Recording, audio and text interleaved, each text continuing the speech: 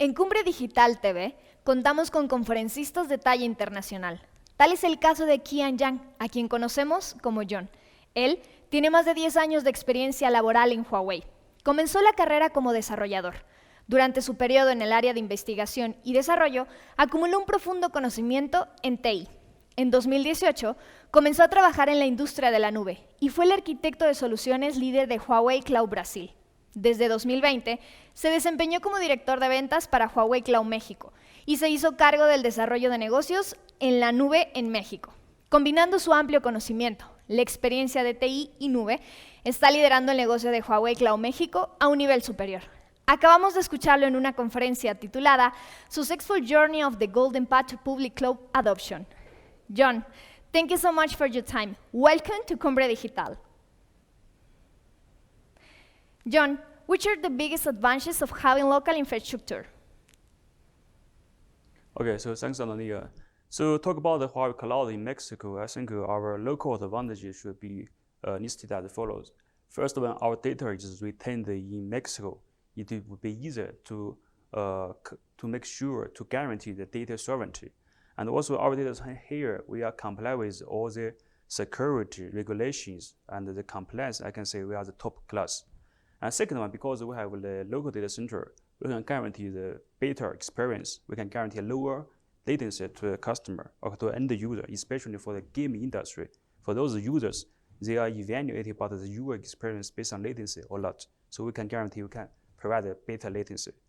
And the third is based on, because we have a company here and our local employee, we can provide the local support to our customers. And as well, we build our cloud infrastructure and our cloud service based on the Mexico marketing requirement. So that means we can load the marketing local here better, and we can build this accordingly, the infrastructure solution to a customer. And lastly, based on we have good solution, right? We can control the cost, so we can offer the competitive price to our customers. I think those are the main advantages we have. Okay. What is the biggest challenge for the cloud adoption in Mexican market? Okay, I think generally speaking, the cloud market here, I think is open. Most of our customers, when we talk with those customers, they accept the cloud technology. But as I talk with I think mainly the biggest challenge would be from two parts. First part is actually right now we have many engineers, many managers, still traditional IT. They don't know cloud so much. They don't have so much knowledge of cloud. So if we need to make this cloud adoption, first thing is we need to have more and more people. They can learn cloud knowledge and equipped with cloud solution service knowledge, and then it would be easier to make this cloud transformation.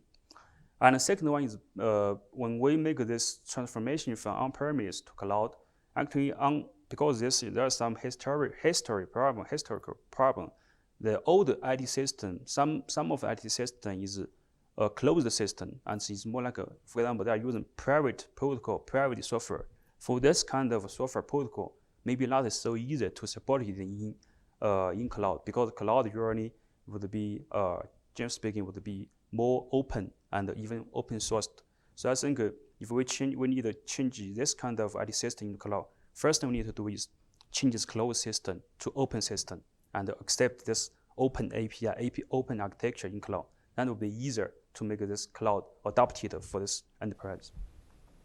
How do you see the future of the organization with the use of cloud technologies?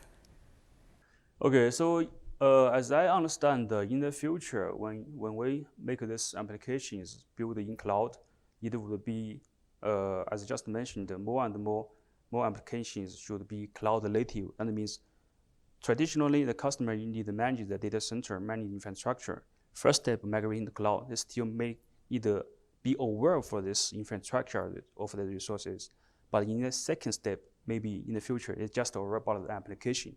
Don't have to care about which kind of server or infrastructure they are using. So I think this one, first thing is about that it will be more cloud native, and with this cloud native, when they make this development of the new applications, or deploy these new applications, even make the operation of this application, then it will be more agile, okay? So then it will be not so cost about the operation and the maintenance. And also we believe Another change would be open source would be one trend. So once everybody accepts this open source architecture and use the open API, this will be more efficient to communicate no matter internally or externally. For example, you can open your function as an API, make it as a service to even for other companies to call your API and get something from you. Okay, that would be more, the communication would be more efficient.